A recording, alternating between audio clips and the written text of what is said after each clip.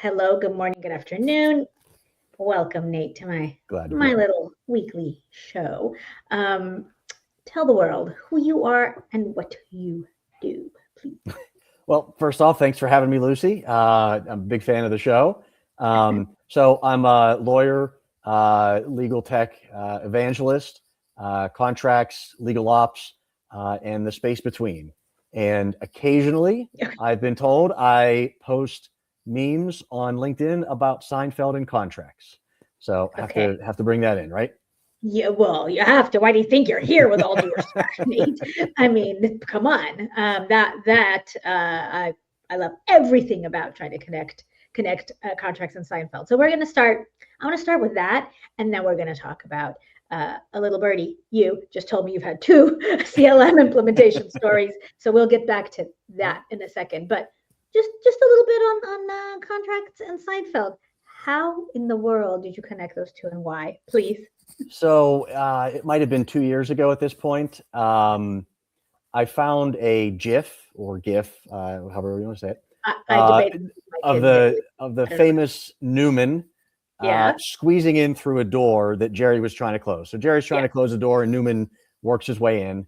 And it's just you all imagine what that's like, and you've seen it before. And so I think I just captioned it something like, contract requests sneaking in at 4:30 on a Friday. Okay. And because he makes it through the door, right? And then Jerry's like, Oh oh, yeah. here he is. Right. So I posted that, not thinking much of it, but it took off. And I got a lot of comments and DMs, and it kind of went pretty popular. So I'm like, okay, I guess I got to double down on this and do another one. So I think a few weeks later, I did another Seinfeld one. And then I just kind of had to keep the ball rolling and Oh yeah. made it easy. And so I'll just do a Seinfeld GIF and find something to do with contracts. And then about halfway through, someone messaged me and they said, hey, where are all of these? And so I said, I'm going to make a hashtag Seinfeld, but with contracts. And so you can click on that on LinkedIn. It's not the best on LinkedIn because it won't show all of them, Right. but you can find them that way. And I have my own website as well, where I put all of them up there as well. So I have a pretty big collection of just Seinfeld and contract GIFs. So Look, finding your little niche is great. I love that this is the intersection, and I totally get it. I will I'll share the story, a brief one, when I was still working in house at Microsoft, and we had one of our new hires. I mean, we're talking a good probably 10 years ago now. I'm just looking at the years, the date. I don't remember how, of course, it came up, but I threw out some Seinfeldism, and there was a little bit of a blank stare on the way, coming back at me. And I realized the age gap suddenly threw itself in my face. I was not prepared for this cold bucket of water. yep. And I think the response was like, oh yeah, Seinfeld. I think I've seen a few reruns. And I was like, oh, oh, you mean you weren't there on Thursday nights on Must See TV on NBC? Anyway, Nate, I appreciate them very, very much, and I do find them very funny when LinkedIn does me the solid and throws them into my feed. But God bless It's a LinkedIn. great conversation piece. I mean, I will spend time writing, thought pieces about like contracts and avoiding red lines and all of that stuff, and then I'll get connections from people who say, "Hey, I love the Seinfeld stuff. You're the Seinfeld," and so who knows? But it seems to work, and I'll stick with it. Oh my God, I absolutely love that. I'm envious that I didn't think of it first. It's brilliant. It is truly brilliant. And yes, we already have a comment. Not that there's anything wrong with that. I love it. I hope all the That's right. Seinfeld nerds please join. I want to see how many Seinfeldism can we fit into this, Nate? This will be a completely new competition. I've never done anything like this with any guest before. All But I right, think we'll see if we can do it. you and I have to do it now. We have to let's see. Okay, this just got much more interesting. I mean, not that anything can be more interesting than contracts. Right. So we can do this, Nate, Yep. or we could do that. If we do this, I hope this is appropriate for LinkedIn. I'm talking about contracting and not talking Right. about other stuff. Okay, that was mine. Let's talk about CLM implementation All right. before we talk about the future of CLM in general. But tell me, you've got two very different stories. tell me your two stories, and feel free to share names of vendors or not, totally up to All right. you. I'd love to hear what went well and what didn't. So the short version is we got a CLM once and we implemented it and yada, yada, yada. It failed and we had to get a new one. Okay. So there's mine. Do this. But I'll dig in on that. So Okay. one of the challenges I think we and probably a lot of teams had is you're starting from zero. You just have the contracts in SharePoint folders or whatnot, and it's a mess. Yep. And so you just needed something to get up and running. And so I found us one and it seemed like it was going to be a good fit, had all sorts of bells and whistles and all the features. But then we went live and adoption just wasn't quite there. And so we had some people would use it, some people wouldn't. And for those who wouldn't, that meant they're just emailing contracts to me. And so now I'm doing double work. I'm uploading the contracts. I'm filling out the intake forms. And I know that's one of your things is there are certain things that certain departments just shouldn't do, shouldn't touch. But I was not falling into that category. So after a while, it became too much work. It was doubling and was not really giving us any efficiency. So we moved on and we looked at the whole market. All the vendors, you know, all of them. You can recite all of them by name. And at that point, I kind of looked and I said, why were we failing? Yeah. What wasn't working out? And it was because people just wanted to email stuff to me. And so I said, okay, whatever features there are, I want to have that process stay in place because, you know, you always meet people where they are. And if they want to email, let's go off the email process. Okay. And so we found a vendor, Lexion, one of my favorites, that supported email intake. And so I was able to get adoption. We rolled it out and didn't have to change any processes for anybody. We said, hey, just email it here.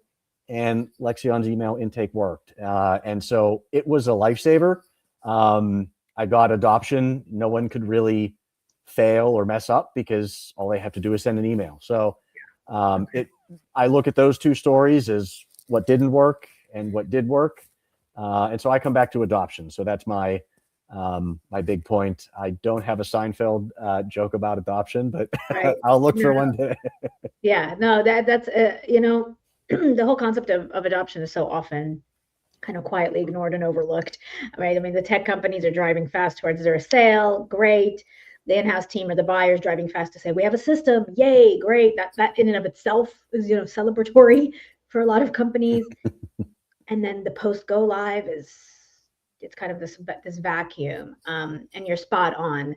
The adoption is the biggest challenge. I mean, to me, it comes down to I've even created a banner for it because it feels like every time I talk about this, you know, it comes down to there we go.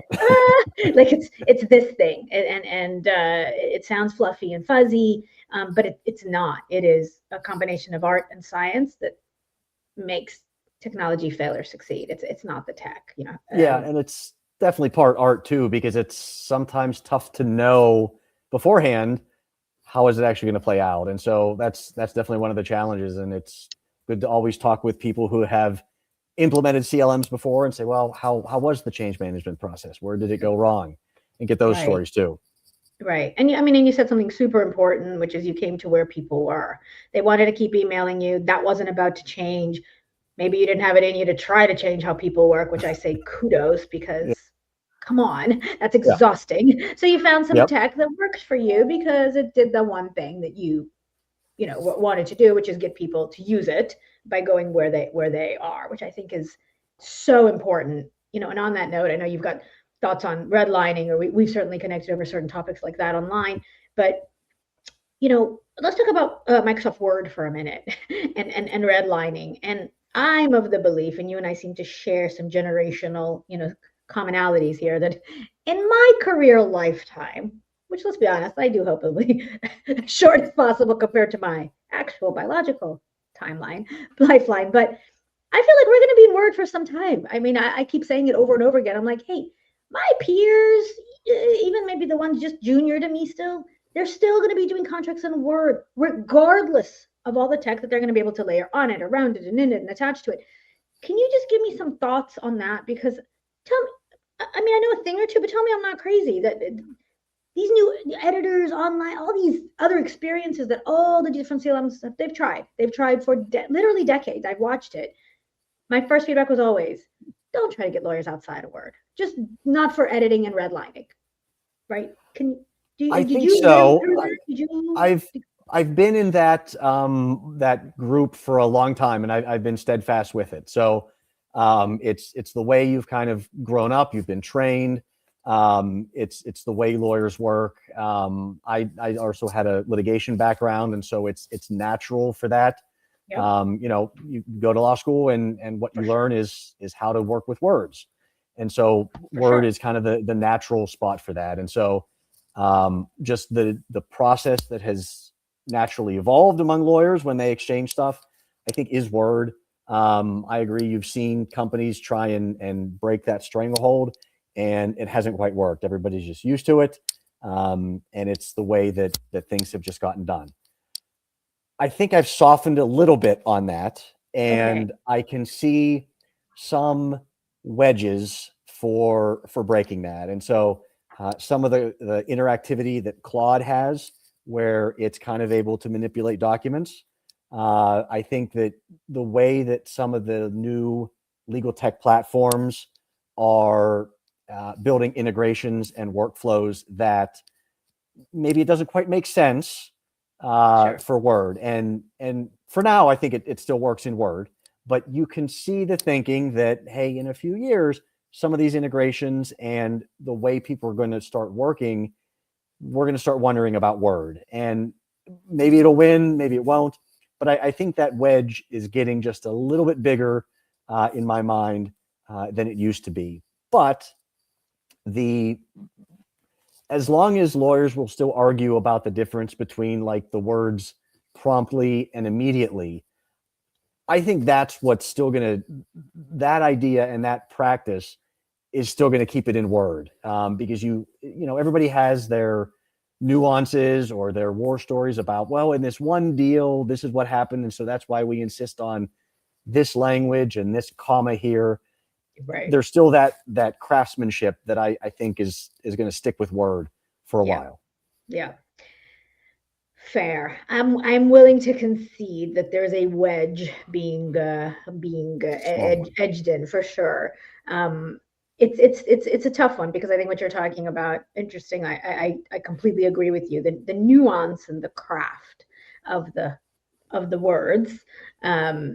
That's that no amount of tech, no amount, because it still feels to us it's our personal little fingerprint on it, and that is a core root issue with just commercial contracting. I mean, I think we agree on the fact that if there are still lawyers fighting it out over promptly versus immediately, make best efforts versus make best reasonable efforts versus commercially reasonable efforts.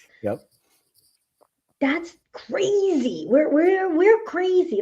We should not be allowed to do this. And I feel like I want to look at the C-suite of all the companies and say, don't let your legal team do this, because at the end of the day, you, CEO, you actually decide. You actually are the decision maker on risks and contracts, not the legal team. They're your advisors. Do we align on this very important topic? We do. And I think that, that's one point where you can't use the Seinfeld line. Not that there's anything wrong with that, because there is. Because you take something like that to the C-suite and, well, commercially reasonable versus, reasonable. I don't think they're going to care. They're going to say, well, what's the difference? Just pick one and move on. Get it done, right? Or I used to love to force my team and peers to say, look, I'm not trying to be rude, but I'm going to say, so what? I'm not trying to be flippant. I need you to walk through what's the worst thing that can happen. Yeah. And I think it's a scary space for a lot of commercial lawyers, because as we know, we're all trained and conditioned to find every possible thing wrong with it. And we feel rewarded. We feel good. We're like, oh yeah. I found everything that I could. And that's contrary completely to business goals. Completely. Right. So I want to go back a sec to one of the points you had just mentioned about kind of the tendency to want to put our little stamp on everything. So I read about a AI concept last year called the bitter lesson. And it's really changed the way that I think about contracting and legal AI and everything. So All right. the idea is that developments in AI technology advance best when you rely on AI's computing power as opposed to kind of our human expertise to tweak things. And so the example was in chess, when they're training the chess computers to get better at chess, people thought, hey, what I want to do is I want to train it on the grandmaster's moves and opening game theory and mid theory and all these nice, computer or people oriented chess theories, because that's the way we learn. Sure. But what they found is that the chess computers got better at chess, not from that stuff, but by just getting like a million games and watching a million games and figuring out what wins, just using its compute power to see how it advances. And it's called the bitter lesson because that's disappointing to us. We want to think that our human expertise is the thing that really advances, but really it might just be AI's computing power. And so I thought about that for legal AI and contracting. And, sometimes I wonder about how we create playbooks and we say, okay, I want to craft this clause this particular way because I know this one scenario and how it's going to happen, or I've seen it happen this way. But maybe the better alternative, especially with AI, is to say, here's a million contracts, just review them and come up with the optimal endpoint or whatever the acceptable contract is. And that's a bitter lesson for us because we like to think, oh, I went to law school, I've trained and I've done all this legal work, but maybe that's not what is most helpful or what fits in the most. And so it's kind of bitter. And that's what made me think about your point where everybody kind of wants to put their stamp on it for some reason. That's right. It's one of those. So I can imagine. Here's insert GIF here of Newman, because I think it's when lawyers feel like, well, no, I don't give on that point. No, that's a point we like to stay firm on. And then with computing power, you're able to present the data that says, no, 93% of your contracts, and we reviewed 100 of them, you actually did give on this point. That's going to be our new starting position now. I can see that happen. You nailed it. Right. Knew it. So it is indemnity. I think that's the one for me every time. We always do 5X, blah, blah, blah, or limits of liability. No, you don't, because you end up horse trading every big negotiation at the end. I think you're spot on with that. I mean, I think that is a tough reality, tough pill to swallow, or bitter lesson.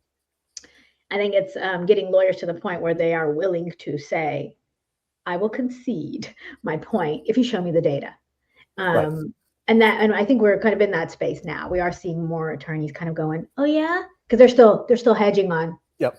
No, prove it. And that's a lot of work for the legal ops folks, right? That's what I'm seeing for sure. So tell me, you've worn both hats. I've worn both hats.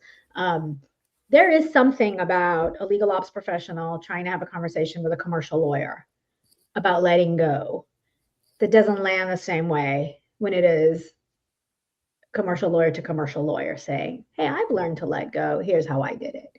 Yep. What's up with that? It's weird.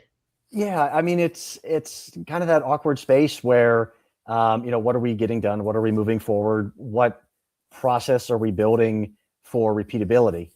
One of the nice things about a lot of the new tech tools is kind of that historical data to say, I know you want to dig in on this clause now, but as you said, 93% of the time we haven't, or whatever the scenario is. So having that data and being able to develop those repeatable processes so that you can either start with something better up front or move the negotiation forward each time is really helpful.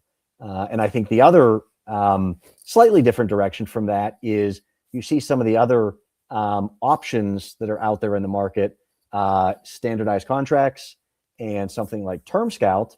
And then in a way, Spellbook, I know they came out with their What is Market, those types of initiatives to really provide the data and give us a better direction to move forward, different than maybe what we've done what was out there 5 years ago or so. For sure. Yeah, the pace of change, what's available now versus 5 years ago, 3 years ago, it's insane. It is impossible to keep up with. I mean, my day job is to try to keep up with it.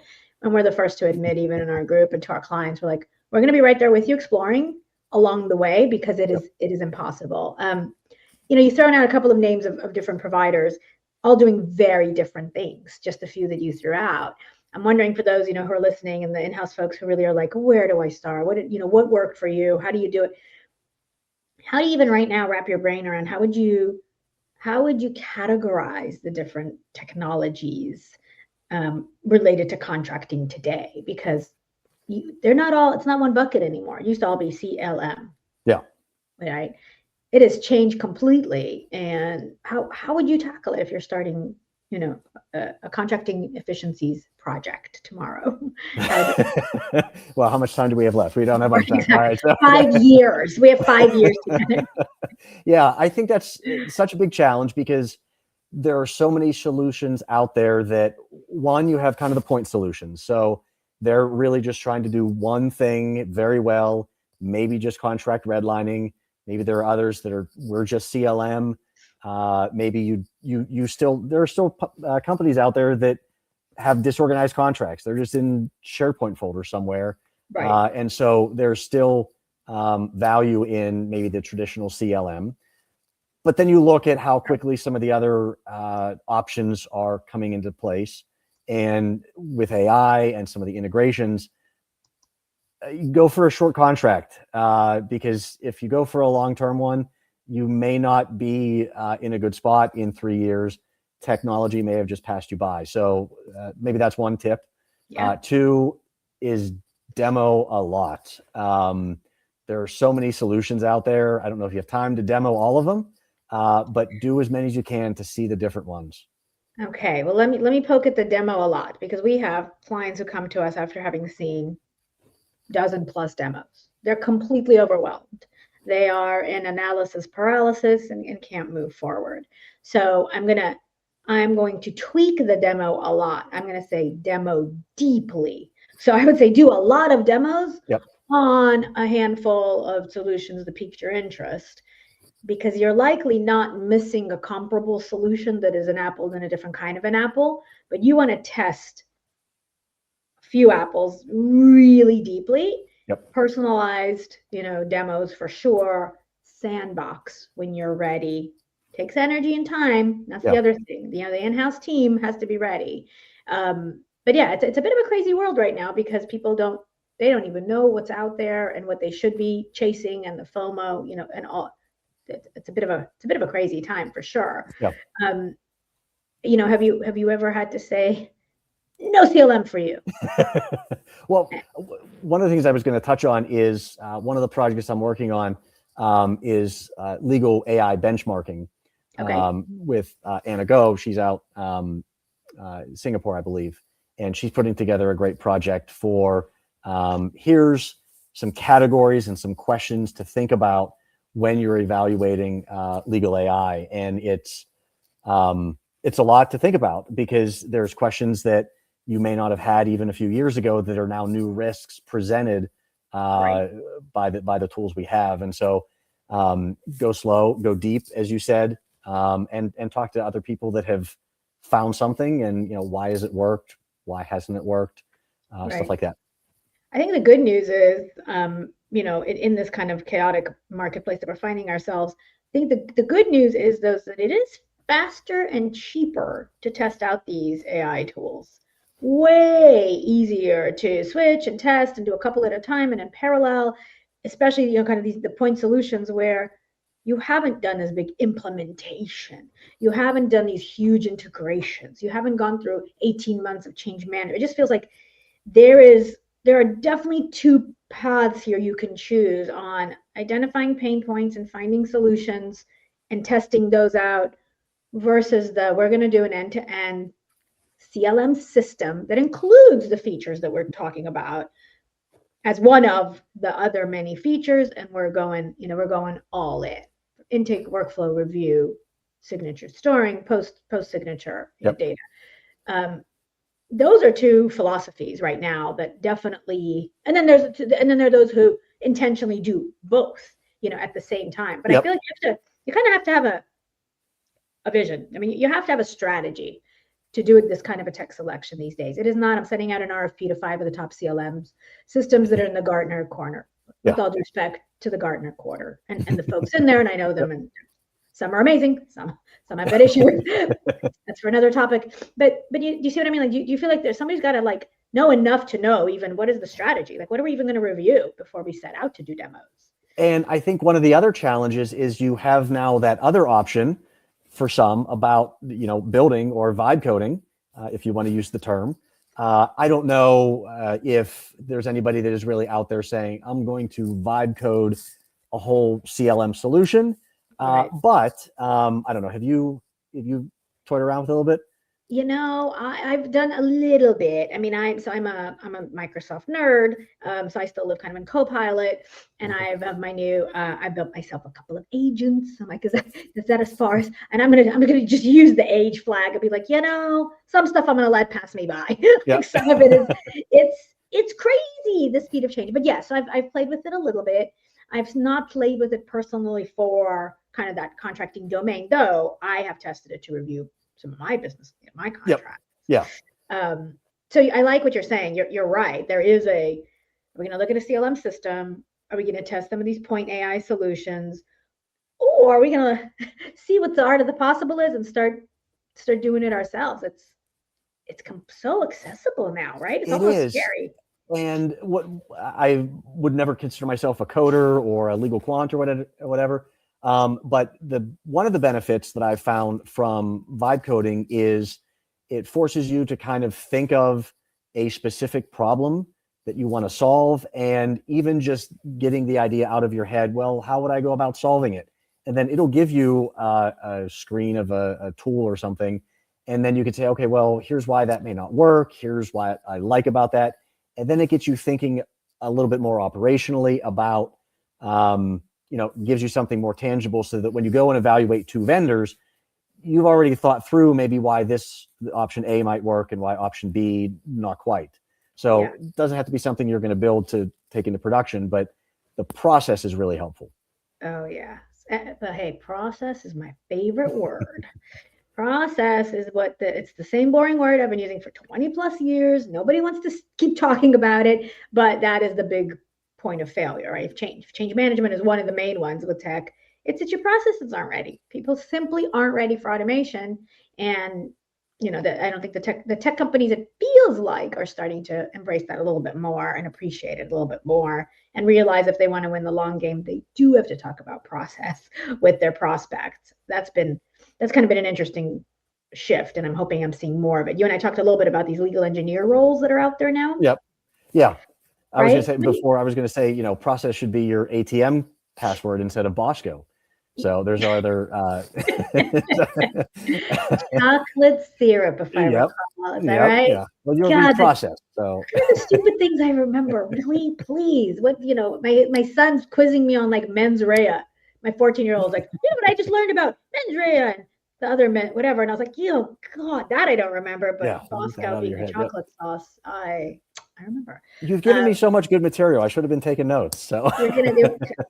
Clearly, we need another episode, and we have to just try to make it within the context of Seinfeld. I think that's going to be going to be a challenge.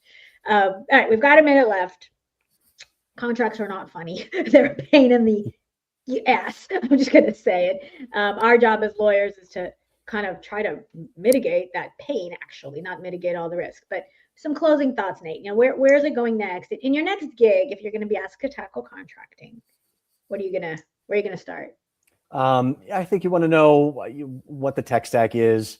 What's the process? What's the high level thought? Is it really, are we still looking at negotiating red lines and divvying up in certain points? Or do we have a broader vision, maybe something with standardization, something with agents or some sort of AI that makes some of those little touch points that slow things down more automatic, more smoother?